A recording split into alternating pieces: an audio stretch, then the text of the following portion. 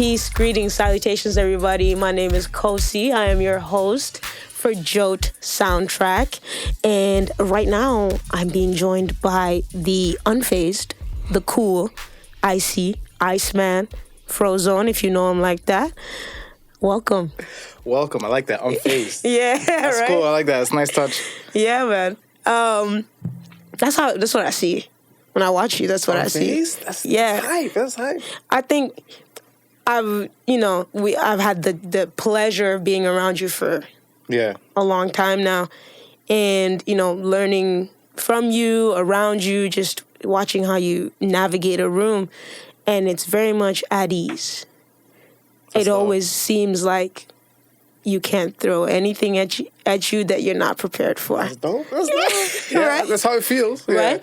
Yeah. Yeah. So I've been trying to use my words and describe to the dancers or to whomever I'm interviewing essentially what it is I'm receiving. Not as a peer or a fellow dancer, but just as a uninvolved party. Yeah. So thank you for being here. We're gonna get right into it. I'd like to open up by asking you sort of what's your first instance, or what's the most memorable thing you can tell us about Joat Festival for you? Most memorable moment about Joat Festival. It's been a few actually. I think talking to Haya about his vision on Joat. I think that one was because I think we connect on that level where we dance and all that, but when we speak about it, it's like he speaks about music, film. Speaks about the dance in the way someone would speak about a film or different mediums of art. So I knew it was a battle, a competition.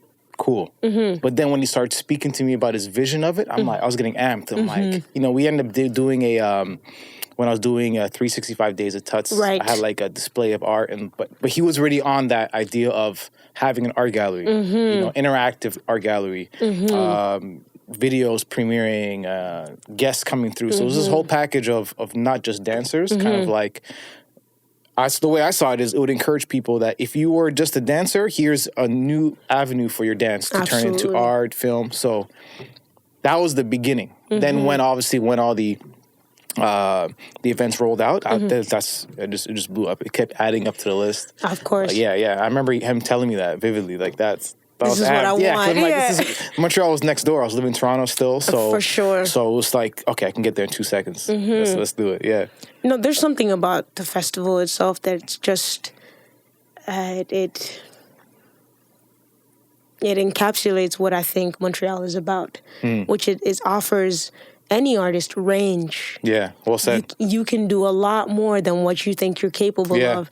And as long as you're prepared and you're coming into the room ready, here are the tools. Here is the space. Yeah. Right? So, like you said, the festival is a space for any sort of artist to come in and just flourish. So, thank you for that. Now, I want to talk about you at Joat. Multiple times, not just once. I think we've been focusing with the other interviews on just the last edition, but you've been around. Yeah. I think what was the first one I went to? 2015. I think so. Yeah, as a judge actually. Weesh. Yeah, alongside I think it was Phoenix at that point, and I think Namco. Wow. I think so, yeah. It was an honor to be a crazy panel. Judges table. Yeah. It was an honor. Yeah.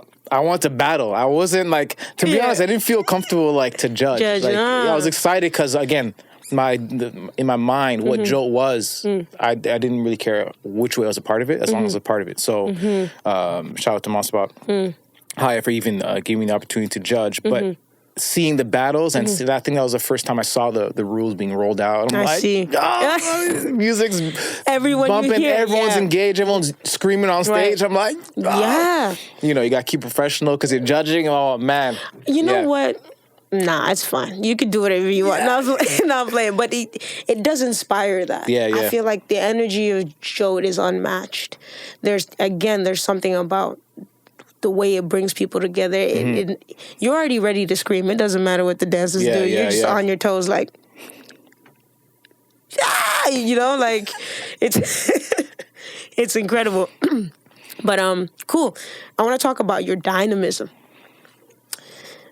When I watch you dance, it's never just one thing. It's a multiplicity of things happening at the same time. And, you know, I'm not telling you, I would like for you to tell me, but this is definitely what I'm receiving. And you're the type of person where it's like, no, I got to go see that again. That's love. You know, like, because I'm sure I missed something. Yeah. Right? So talk to me about, like, how you arrived there. Funny story, like, fast forward to when I first started to learn dance, I was actually in Army cadets from when I was 12 years old, and you age out at 19. At that point, after 19, you can go into the reserves, where it, like, prepares you for the military if you want to go there, or it's just something that you do. I don't know, you go into college, here's an activity. But before the reserves, it's Army cadets, not Boy Scout, but like it was almost like Army, it was really Army training. Yes, preparing you. Yeah. And all of Canada's in there, and there would be camps we'd go to every year for like 6 weeks, or once you become staff, which I did, you go there for 7 weeks. There was 2 brothers, actually from here. I haven't spoken to them in a while, but we went by last names, and their names were Albert and Jonathan Moke. I think they were from Congo. And we had a talent show, and all of us, we're just a bunch of boys, but they were the 2 dancers of the group. So they taught us a little routine, but they both did a glide in there, something. And that was the first example of dance, and like just the energy that you can put out, that you don't have to be just a full-on dancer. You can just have these little tricks. So from there, I wanted to be like, I want to be like these guys. They just have that in their pocket, that little glide there, just to have little things. And from there, that interest and curiosity went into the way I saw ball, and that was a big influence. And one, like the way they ran up the court. Absolutely. You know, if they crossed someone, it wasn't over yet. They still had more. You know, it wasn't even about the point. It was about the move or how they walked. That's not the end goal. Yeah, right. they have a graphic tee that's been spray painted by you know, and it's like it looks dope. You know, their name. So the whole idea of that is like you don't go there for the point. You go there for everything else. You bring your sauce. You know how you communicate. How you under pressure. You're up against someone else that's dope too. You still have to have that smile. You still have to have that unfazed energy. And I think that the first example of that was in ball. And I was playing a lot of ball with those guys, the Moke brothers. So those 2 mixed. Yeah. Unintentionally, like it just happened. So I took the whole thing and said I want to put that into film or dance, whatever it is I do, right? So from there, it's like never be phased. Always have style. You know, don't prepare anything really. It's just be ready to live in the moment. Just be ready to deliver, perform, whatever. You know, so and that kind of transitioned into my dance. And, I will say it's very present. You know, another thing that's fascinating to me is that it seems like you're living in the room, like your eyes are alive. You know, you're taking things from the situation. Oh, yeah, someone back there just said something. Oh, word. Oh, and then I take this off your shoulder. It just seems, to me, you animate the room, not just yourself. Yeah. Right? So I'm wondering, like, how then does music play into that for you? You know? That's like the theme song to the moment. You know, in movies, we watch a movie, there's a theme song to, you know, someone's coasting or driving, or if they're angry or happy, whatever. There's a score, a song, pushing that emotion, you know. So in a battle, I guess it's like the DJ will play, so it has to be, that's the music for the emotion. If someone says something, if it's in a cypher, closed circle, someone bumps me or whatever, that's the music for that moment. So I have to act. I'm the actor, you know, like, so I see it all these pieces separate, but then when it comes together, it folds out in that way.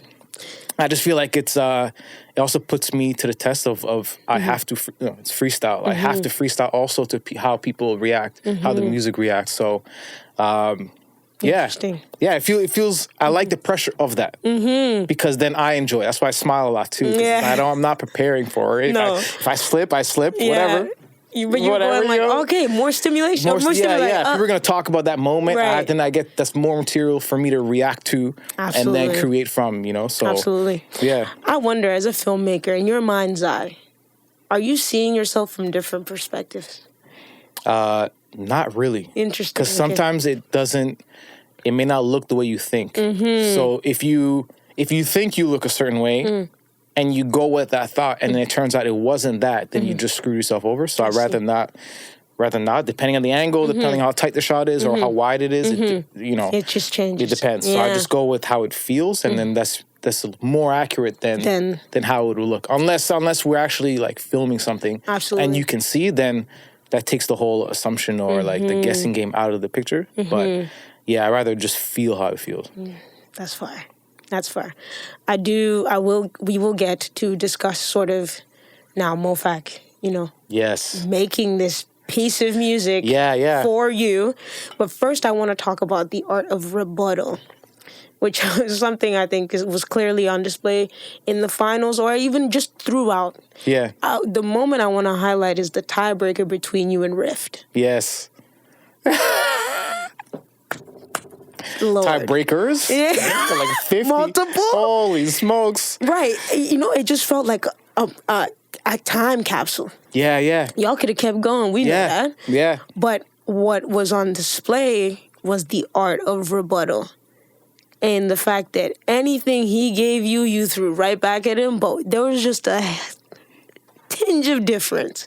It's like, oh, yeah, got that. So talk to me about that moment, especially we talked about composure, pressure. Yeah. What's going through your mind? Everything and anything. No, I think those moments, it's like you can't really prepare for unless you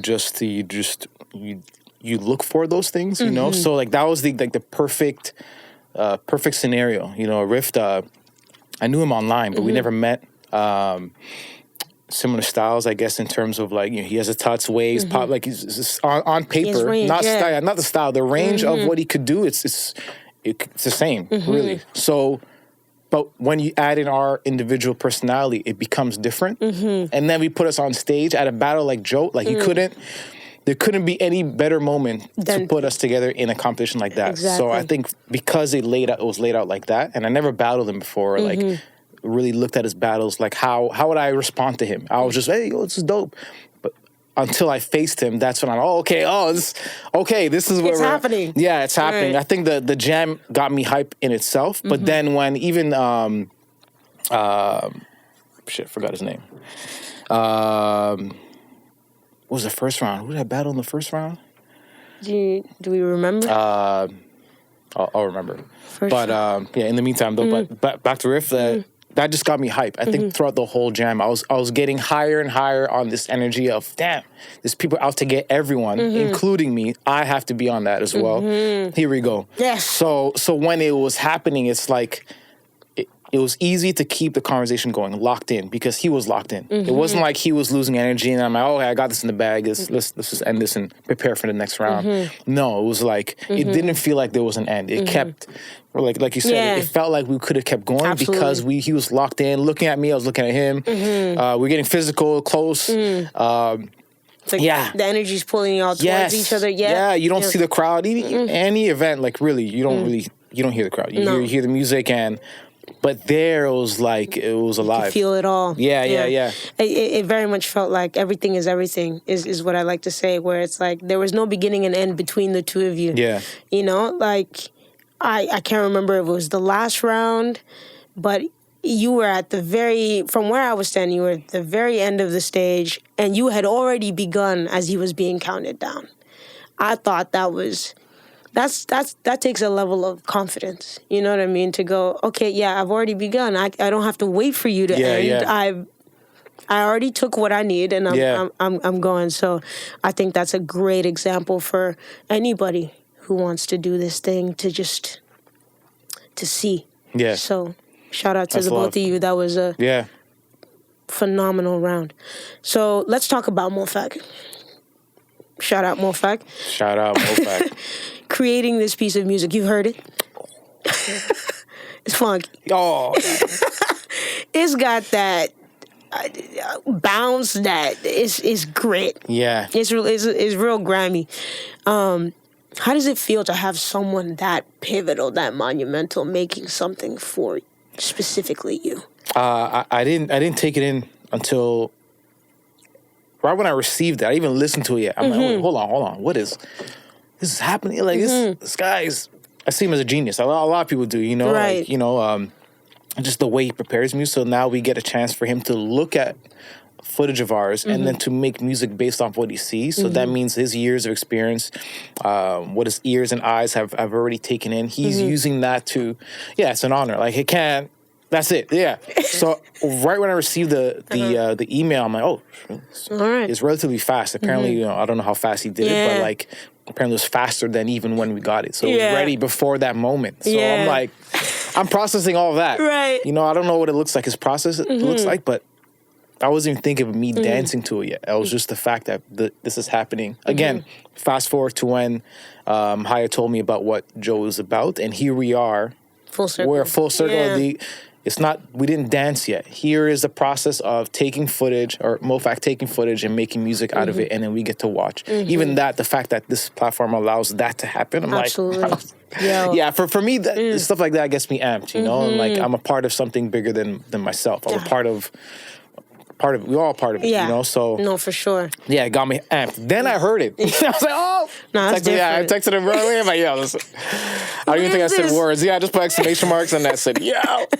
Because, I mean, I don't know about you, but, you know, when you're asking someone to do that, especially as someone as monumental as him, there's a moment where you're like, was I clear? Yeah. You know what I mean? Like, was I clear in the way I moved? Like, what is he latching on to? All of a sudden, you start. It's enough, like, bro. Do it again. Am I enough? You know, the stress. Yeah. But you know, to receive it back and to hear it, do you hear yourself? I didn't see it as me because I was still in that moment of like, this is bigger than me. Then it came back down to, oh shoot, this is all right. Yeah, then I took it like I'm wearing a coat. Okay, he made this for me. I gotta rock this. You know, I gotta. This he made this for me, so Absolutely. I have to now deliver then to that. Yeah. You know, so it was, and it felt good because it's like it's energy. You know, at any certain level of point in this dance, there's no. It's like this, the process for him was that he watched footage of me practice, and then it's not over yet. Then we have to go and film this. Exactly. You know? So. It just... There's a part of that process that could go on forever. Yeah. Because then he could watch you interpreting this thing and go, okay, well, now I have more information. Yeah. Now I can go and flesh that track out and add this and add that. It's like the more we change and adapt, the more that the music evolves, right? Said. So, I think that's what's wonderful about this platform and what we're doing here and even having these conversations. Is that can become an ongoing thing. Yeah. I want to talk about storytelling as a discipline rather than a tool. Say it again. Storytelling as a discipline rather than a tool. I feel like sometimes we think that storytelling is just something you whip out the bag and go, look at me, I'm telling you a story. Yeah. But I don't know for our viewers if you're, really engaged with what IC does, but like I said, I've known him for a while, and it just seems like this is someone who's committed to seeing things from every angle. Yeah. And delivering it. And that's what came to mind. That's what I wrote down. Yeah. I have little notes on everybody. I don't know. Does that speak to you? Does it resonate? Yeah. Does it not? For me, again, it goes back to Ball. Ball was a big influence. You know, Skip to My Lou, Hot Sauce. I think Skip to My Lou, like this name, you skip down the court, you know? So, like, you're having that much fun. Like, some people are really pressured in that moment, you know? They're not happy. They're just, this guy's skipping? Yeah. Oh, that'll crack anyone's, like, it's already over. He didn't even shake nobody yet. No. So, for me, I'm like, again, to your point about how you said, like, I start before my round is supposed to start. Yeah. Like, that was the equivalent. That's what I understood from there. So it's like you have to be prepared before the moment. Before you have to score the point or, like, pass the ball, you're first of all, you have a name. And as soon as you get the ball, now it's before you even get the ball, it's your time to shine. So in dance, it's like, people do this already. It's not like I invented this. No, but for sure. It was just clear to me that those two were connected, ball and dance. And so, like, I always want to be present, taking everything so that I'm a part of everything. And I think that adds a layer of, also like a a battle at edge to the battle. You know where everything's happening at the same time. Even if someone gets a point off you, it's okay. In boxing, they do that. There's 12 rounds. People can win. The person who lost could still have won 2-3 rounds, but the person who's winning is like, it's pretty good. Yeah, you landed a hit. Yeah, great. It's great. And then you change the course. I'm about to rock you. Because they're aware of, maybe the stamina of the person, or they're aware of the limit or the extent of their skill. Absolutely. But for me, it's like any storyteller, especially in battling. I haven't done much shows where I got to display that, but I've been a part of shows where I've seen people set up the show in that way, the story. It's always present, so you have to set up the stage. You have to set up the energy. You have to set yourself up for that moment of, I got to know what everything's around, so. Yeah, and be aware. I think awareness is being present, really. That's it. Yeah. I have this thing I do before I begin dancing, I'm trying to figure out what the sound source is first. Oh, yeah? And how it hits me. Nice. I'm like, where can I stand? Where's the sweet spot? But that's understanding a sound system. Yeah. You know what I mean? So some rooms have like 40 of them, so I'm like, I don't know which one. And there's always a sweet spot. That's dope, though. Yeah, I never thought of that. Yeah, but I think for me, that's how I engage with music. It's pivotal to me. So I learned that as a tool, and I give it to you now because you're watching. It's been something that's always helped me open up. But on that note, Ice. Goes. Anything else you would like to share with us? Anything coming up? Anything we can look forward to? Will you be at this year's festival? Oh, yeah. I think I'm going to be there for sure. I don't know in which way, but I'll be there for sure. And no, it just feels good, living in Montreal. I think there's a lot of energy coming on. So, which I'm teaching once a month here. So, come on, share the wealth of knowledge to everyone here. Freedom of style, you feel freedom me? Freedom of style, I'm just excited. Yeah, I'm just in a space where it's like, finding peace in everything I do and everyone that's around me. So, whatever I got to do to maintain that, and then a step further than that, and compound interest all that energy into the direction, so. Absolutely. Yeah. Well, I see you're someone who I genuinely look forward to anything that comes of you. So thank you so much for your time. Joat Sndtrk thanks you. I thank you. And thanks for having me. Yes. From myself, from IC, peace. Come on.